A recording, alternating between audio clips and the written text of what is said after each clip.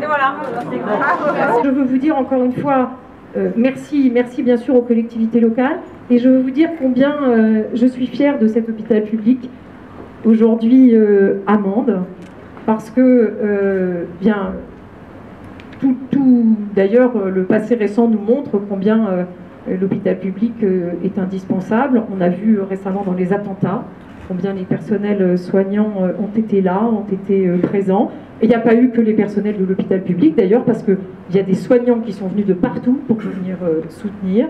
Et donc je suis fière de cela.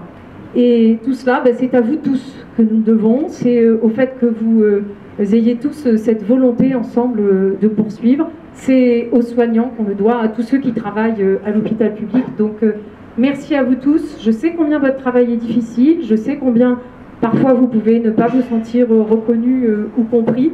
Mais sachez que, aujourd'hui, en tous les cas, moi je vous le dis, ce travail que vous faites le plus beau métier du monde, donc il faut continuer. Il faut continuer parce que c'est grâce à vous, grâce à ces hôpitaux-là, que les gens pourront venir s'installer dans des départements comme ici. C'est grâce à vous que la France est ce qu'elle est, que la France est un grand pays. Donc il faut continuer. Vous êtes vraiment le symbole de la République. Merci à vous, et en particulier les soignants hospitaliers. C'est une famille, il faut le reconnaître. Et effectivement, pour ceux qui nous voient bien souvent, vous vous rendez compte que nous sommes une grande famille. Je veux d'abord excuser Marisol Touraine, ministre des Affaires sociales et de la Santé, qui n'a pu être parmi nous pour des questions d'agenda, mais bien sûr c'est un plaisir pour moi en tant que, bien sûr, voisine dans cette grande région, puisque je viens des Pyrénées-Orientales. C'est un plaisir pour moi d'être une nouvelle fois parmi vous, à Mende, dans ce département d'exception qu'est la Lozère. Il faut, mais je pense que je n'ai pas besoin de vous le dire, vous devez être fiers de votre département, fiers de la Lozère, parce que c'est vraiment un endroit magnifique. J'en sais quelque chose, je suis moi-même d'un département magnifique. Eh bien oui, la Lozère, c'est aussi un département d'exception qu'il faut sûrement, oui, valoriser pour faire venir des jeunes. Je crois que ce sont des bonnes choses quand on fait faire des activités de pleine nature à des internes en médecine. D'abord, c'est bon pour leur santé, et puis ça les convainc de venir dans ce type de département. Au-delà de ça, donc, nous sommes réunis pour inaugurer cet équipement indispensable qui est l'imagerie par résonance magnétique. Donc c'est un équipement qui permet donc de faire des examens de radiologie, certes pour les accidents vasculaires cérébraux, mais aussi pour quand on a mal au dos. Ça peut arriver quand on a 30 ans, ça n'arrive pas que aux gens qui prennent de l'âge, ça peut arriver quand on est en pleine santé, et c'est donc à ce moment-là important de pouvoir faire réaliser une IRM. C'est vrai que vous avez eu l'équipement du scanner il y a peu, en décembre, et donc là maintenant, oui, l'hôpital Lozère a tout ce qu'il faut pour pouvoir faire les examens sur place. C'est important, pourquoi? Bien sûr pour l'accès aux soins des habitants ici, des patients qui viennent consulter, parce que déjà ils ne vont pas être obligés de faire 3 heures de route ou 2 heures de route pour aller dans un centre hospitalier d'un autre département pour pouvoir faire cet examen. Et ça, c'est tout de même essentiel, parce que je vous rappelle que quand justement on s'est fait mal au dos, c'est peut-être pas super bon d'aller faire 2 heures d'ambulance pour aller à Montpellier ou ailleurs faire l'IRM. Et puis c'est important aussi parce que ça réduit tout bêtement les délais d'attente, et que effectivement, quand on a un problème de santé, eh bien la question du délai d'attente avant l'examen, vous savez tous ce que c'est, hein. C'est-à-dire que, ah bah oui, j'ai mal au dos, ou j'ai quelque chose à la tête, j'ai été voir mon médecin, et alors, c'est quoi le diagnostic? Bah j'attends l'IRM. Voilà. Parfois, ça peut durer 2 mois, 3 mois. Et donc, tout ça, c'est extrêmement important. Et c'est un combat dont je sais que les élus de ce territoire l'ont porté longuement depuis plusieurs années, et en particulier, bien sûr, le sénateur Alain Bertrand. Pourquoi je dis en particulier le sénateur Alain Bertrand? Pourquoi c'est lui qui a porté ce combat? Parce qu'il se trouve que quand il parle fort. Et puis il est tenace. Et donc quand vous l'avez sur un sujet, vous ne pouvez pas vous en débarrasser. Vous ne pouvez pas. Et je le dis, je pense que probablement que le Premier ministre pense la même chose et que la ministre de la Santé pense la même chose. Quand il est à Paris pour réclamer quelque chose pour la Lozère, je peux vous dire qu'au bout d'un moment, on finit par se dire, bon, on va lâcher parce que sinon on n'y arrivera pas. Mais au-delà de ça, bien sûr, il y a eu tout un travail, bien sûr de l'Agence régionale de santé, bien sûr de l'ensemble des collectivités, et je veux saluer bien sûr le département, la région et la commune de Mende, parce que c'est vrai que c'est pas partout qu'il y a des collectivités locales qui mettent la main à la poche pour payer des équipements hospitaliers. C'est pas dans leurs compétences. Donc quand on dit que c'est pas dans leurs compétences, ça veut dire qu'ils n'ont aucune obligation. On sait bien que les collectivités locales, elles ne regorgent pas d'argent. Et donc c'est en plus les impôts des Lozériens. Et donc je crois que c'est important de souligner cet effort. Ce sont des choix que vous faites. Et eh bien vraiment, il faut que ce soit reconnu par l'ensemble des habitants de ce département. Alors, bien sûr, j'ai souhaité être présente aujourd'hui. Bien sûr, parce que j'aime la Lozère, c'est un beau département, les Lozériens me sont sympathiques, les élus aussi, le préfet aussi, mais tout de même, il y a d'autres raisons. Parce que, au-delà d'un équipement de pointe à l'hôpital Lozère, qui est donc ce nouvel IRM, aujourd'hui, ce dont on parle, ce qu'on met à l'honneur, c'est tout simplement les valeurs de l'hôpital public. Ça a été dit un petit peu qu'il était question d'égalité républicaine. Pour moi, il est question de république, en fait. L'hôpital public, c'est quoi? C'est tout simplement vouloir soigner, c'est pas vouloir, c'est soigner tout le monde sans exclusion, avec les moyens les plus performants. On est un des rares pays au monde où quelqu'un peut être sans domicile, être dans la rue, n'avoir plus rien, être dans la plus extrême pauvreté. Et pour autant, cette personne, en France, à l'hôpital public, sera soigné comme le plus riche de la ville. Il sera soigné avec les moyens les plus performants, avec des soignants qui seront aux petits soins, c'est le cas de le dire, qui seront extrêmement attentifs. Et donc, en France, tout le monde peut se faire soigner avec les moyens les plus performants. Et donc, ce qu'on fait aujourd'hui, alors, bien sûr, en Lozère, c'est pas la question forcément de la pauvreté, c'est plus la question de l'isolement et de l'hyper-ruralité. Mais la réalité, c'est ça, c'est que l'hôpital public, ce sont ces valeurs-là, c'est-à-dire le fait que tout le monde sur le territoire français doit pouvoir être soigné avec des moyens d'excellence. C'est aussi ça, être français. Quand on parle de la nation, en ce moment on parle beaucoup d'identité, on parle beaucoup de la nation. Bien, être français, c'est appartenir à cette nation qui a su faire ce choix. Ce choix qui est donc de pouvoir que chacun et chacune puisse être soigné avec les meilleurs moyens. Et c'est quelque chose d'assez exceptionnel dans le monde. Il n'y a pas tant de pays que ça qui ont fait ce choix. Et régulièrement, c'est des questions qui peuvent se reposer en politique. Et il est important que donc nous puissions continuer à y être tous extrêmement attachés. Parce que l'hôpital public en France, certains pourraient penser que c'est finalement une vieille institution, même parfois certaines pourraient penser que c'est quelque chose d'un peu vieillot. Pas du tout. L'hôpital public en France, c'est au contraire un des fleurons que l'on a dans le pays, à la fois de technologie, mais aussi d'excellence des personnels.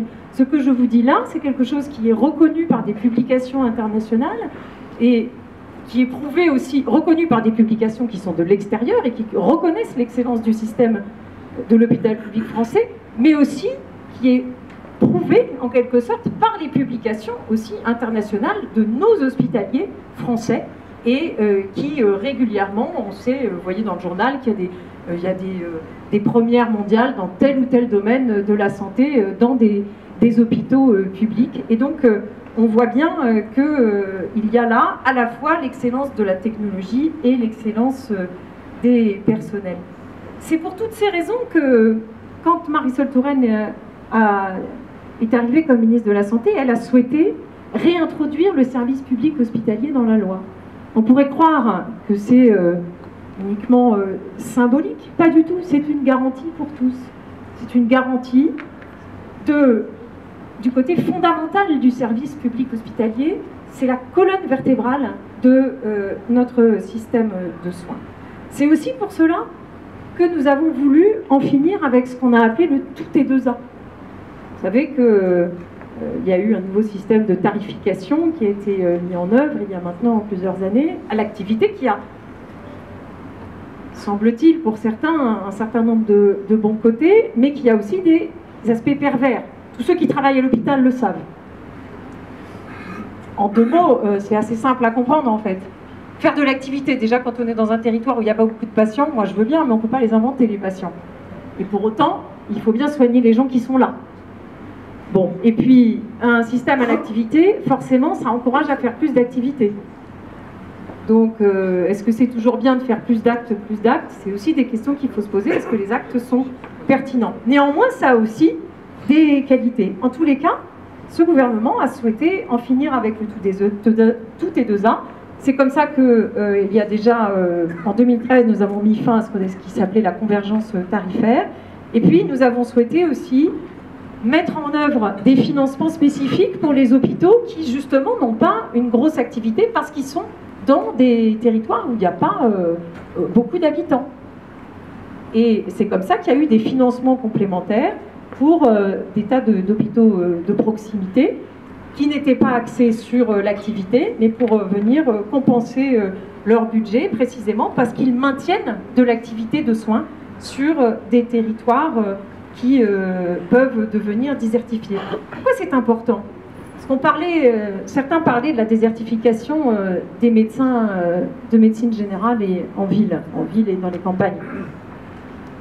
À partir du moment, si un hôpital n'a plus son activité, s'il n'y a plus les hôpitaux locaux, si un centre hospitalier comme celui demande, heureusement maintenant, il n'en est plus question parce que vous avez vraiment organisé les choses pour que cet hôpital soit un fleuron pour l'ensemble du département. Mais on aurait pu penser à un moment donné qu'il puisse être en danger. Eh bien, quand on relance comme ça un hôpital comme vous l'avez fait, on s'assure dans l'avenir qu'il y aura des médecins qui viendront, y compris pas à l'hôpital, mais dans le reste du département. Parce que quand on est médecin et qu'on doit choisir où est-ce qu'on s'installe, qu'on soit hospitalier ou qu'on soit libéral, on fait toujours le même raisonnement. On ne veut pas être tout seul. Parce qu'on n'a pas envie de travailler seul, déjà, c'est plus difficile que de travailler à plusieurs. Et puis aussi parce que quand on est seul et qu'on est médecin, il y a une règle de base. On est de garde tous les jours. Donc, il faut trouver des endroits où, effectivement, il y a d'autres... il y a une démographie médicale qui va. Et donc, à partir du moment où l'hôpital va, eh bien, les médecins se disent, bon, ben, c'est bon, j'aurai un établissement où envoyer les patients si jamais il y a quelqu'un qui ne va pas bien, etc. Alors que si vous êtes éloigné de tout et qu'il n'y a pas d'hôpital où adresser les patients, les médecins ils vont se dire, ah ben, je vais être en difficulté dès lors qu'il y en aura un qui ne sera pas bien, etc. Donc, ce que vous faites, monsieur le directeur et monsieur le président du conseil de surveillance, finalement, et puis l'ensemble, évidemment, monsieur le président de la CME, et l'ensemble des soignants, c'est-à-dire toutes les actions que vous mettez en œuvre pour recruter des médecins à l'hôpital, pour créer des nouvelles activités, pour faire venir des spécialistes qui viennent consulter ici, et bien tout ça, ça crée une ambiance générale qui fait aussi que ça permet de pouvoir espérer faire venir de nouveaux généralistes dans ce département. Alors, bien sûr, il y a un certain nombre de mesures qui permettent de faire venir plus de médecins dans les départements désertifiés, mais chacun ici le sait, c'est un problème qui ne peut pas se résoudre d'un claquement de doigts, parce que, pourquoi ? En France, on ne manque pas de médecins de façon générale. Quand on compte le nombre de médecins sur la population, on n'est pas du tout en déficit par rapport aux autres pays de l'OCDE. Pas du tout. On est dans la moyenne, dans la très bonne moyenne. Donc, on a un nombre de médecins suffisant. Le problème, c'est la répartition. Et en particulier, la répartition territoriale. Et donc, c'est cette question-là à laquelle il faut s'attaquer. C'est pour ça qu'il y a tout un ensemble de mesures qui ont été mises en œuvre, qui d'ailleurs font écho aux mesures qui sont mises en place par certaines collectivités locales, ici, mais il y a d'autres départements qui le font, pour à la fois donner des bourses à des étudiants en échange d'un engagement à venir s'installer. Et pour la Lozère, il y a un certain nombre d'internes, d'étudiants qui ont signé des contrats d'engagement de service public pour venir s'installer dans des communes du département. Il y a Saint-Chély, il y en a à peu près 5 des jeunes qui vont venir s'installer, qui vont arriver. Bon, après, il faut qu'ils finissent leurs études tout de même. Et c'est vrai que les études de médecine, c'est long, ça, on ne peut rien y faire. C'est comme ça. Donc, ça marche. Et puis, il y a effectivement les mesures aussi pour aider les praticiens à venir s'installer avec une assurance du salaire, ce qu'on appelle les praticiens territoriaux de médecine générale. On voit bien que c'est tout un ensemble de mesures qui, sur le long terme, permettront de surseoir à ce problème. Mais moi, j'encourage aussi l'ensemble des Lozériens à encourager leurs enfants à aller faire médecine. Il y a un moment, si on veut avoir des médecins en Lozère, il faudrait qu'il y ait des petits Lozériens qui partent à Montpellier. Il y en a. Ah mais il faut qu'ils reviennent, hein. Il faut leur donner envie de revenir. Des fois, ils reviennent pas. Faire des enfants d'abord. Bon, là, je ne me serais pas aventurée dans un tel débat, mais il faut effectivement... mais vous avez raison, il faut aussi aller faire du lobbying à la faculté de médecine, etc. etc. Et donc, on voit bien que c'est quelque chose qui donc se traite sur le long terme. Et puis, il faut aussi favoriser l'exercice mixte, et donc que l'hôpital ouvre ses portes, parce qu'effectivement, il y a un certain nombre de jeunes médecins qui préfèrent avoir un exercice d'une part salarié dans un hôpital ou dans du médico-social ou ailleurs, et puis faire en même temps du libéral. Mais c'est ce que l'hôpital fait ici, et c'est une excellente chose. Et d'ailleurs, ça me permet de parler maintenant de... Tout le monde a évoqué le GHT, le groupement hospitalier de territoire. C'est affreux ce nom, sans rire, franchement. On dirait vraiment un truc technocratique. On se dit, qu'est-ce que c'est encore que ce nouveau truc qu'on nous balance d'en haut? Et alors que c'est quelque chose de très bien, dans la réalité. Parce que dans la réalité, quand on travaille dans un hôpital, la réalité actuelle, et donc quand on est médecin dans un médecin hospitalier, si par exemple il y a des besoins pour notre spécialité, dans un hôpital local, enfin dans un établissement de santé qui n'est pas très loin, bah jusqu'à présent, c'était très compliqué de pouvoir aller y faire des consultations. Moi j'ai essayé, je suis infectiologue à l'hôpital de Perpignan. À un moment, il y avait besoin de consultations d'infectiologie dans d'autres établissements du territoire. On nous a dit, ah non, il n'y a pas de convention avec l'établissement, non, vous ne pouvez pas sortir de l'hôpital, puisque vous êtes praticien hospitalier, vous restez là, tout ça. Donc ça, vous vous rendez compte, sur un plan pratique pour les gens, c'est pas du tout adapté. Et donc, si on veut qu'effectivement tout le monde puisse avoir accès à différents types de spécialités, on sait bien qu'il ne peut pas y avoir des consultations de chaque spécialité dans tous les hôpitaux de France. Et donc, il vaut 1000 fois mieux qu'il y ait effectivement un partage. Il faut qu'il y ait un projet médical partagé, en fait, c'est ça. Il faut qu'il y ait un projet ensemble de l'ensemble des établissements, plutôt qu'ils se fassent concurrence. Donc finalement c'est ça l'idée au départ des groupements hospitaliers de territoire, c'est plus ça que les mutualisations sur un plan administratif ou technique pour ou sur le plan des activités de soutien. C'est vraiment le fait d'avoir un projet médical qui fasse sens et qui permette à l'ensemble des habitants d'un territoire d'être soignés le mieux possible par des soignants qui permettent qu'il y ait un parcours en fait en fonction du problème de santé de la personne. Donc effectivement ça paraît extrêmement technocratique. Au démarrage on se dit zut, il va y avoir un chef et d'autres établissements, pourquoi il y en a un qui est le chef et pas les autres, etc. Bon, je vois que vous avez résolu le problème ici, c'est donc l'hôpital Lozère de Mende qui sera le chef. Bon, d'accord. Et voilà. Ah oui, c'est pas le chef, c'est l'établissement support. Bon, ça c'est le langage technocratique. Moi je traduis, hein. L'établissement support c'est le chef. Hein. Donc, mais c'est pour ça qu'il y a eu des angoisses en fait. Il y a eu des angoisses pour ça. Il faut voir les choses comme elles sont. Parce que les autres se sont dit, bah oui, mais nous alors, qu'est-ce qu'on va encore nous piquer? Est-ce que les autres auront plus d'argent? Est-ce que c'est des histoires de budget, etc. C'est tout ça qu'il faut voir. Non. L'idée, c'est vraiment de rendre le meilleur service possible aux patients. Parce que tout ce qu'on fait là, tout ce qu'on dit depuis ce matin, tout ça c'est fait pour la population, c'est fait pour les gens. Hein, et quand Marisol Touraine dit souvent quand on est ministre de la Santé, on n'est pas ministre de l'hôpital public ou ministre des médecins ou ministre des soignants. Non, on est là pour les gens, pour les patients, pour ceux qui viennent se faire soigner. C'est l'ensemble des Français qui sont concernés et c'est vraiment le sujet qui concerne tout le monde. Voilà ce que je voulais vous dire ce matin à l'occasion de l'inauguration de cette IRM. Je veux aussi vous rassurer sur une chose. Parce que j'ai parlé de tout sauf d'argent. Vous en avez beaucoup parlé pour la Lozère. Moi, je veux vous parler au plan national. Je sais bien qu'à l'hôpital public, c'est pas facile. Je le sais d'autant mieux que j'ai beau être en détachement, je consulte encore à l'hôpital. J'y serai cet après-midi. Donc j'ai conscience que l'exercice hospitalier est difficile et qu'on nous demande toujours plus, que les directeurs doivent tenir dans leur budget, que donc on nous demande de faire de l'activité, d'aller vite, etc. Tout ça, j'en ai parfaitement conscience. Mais ce qu'il faut que vous sachiez, c'est que quand, en 2012, le déficit de la sécurité sociale, il était de 21 milliards. Et aujourd'hui, il est de 10 milliards. Donc en 4 ans, il a été plus que divisé par 2. Là, je vous parle sur un plan global. Ce n'est pas que la branche santé, l'assurance maladie, il y a la famille, l'assurance vieillesse, etc. Ça veut dire quoi?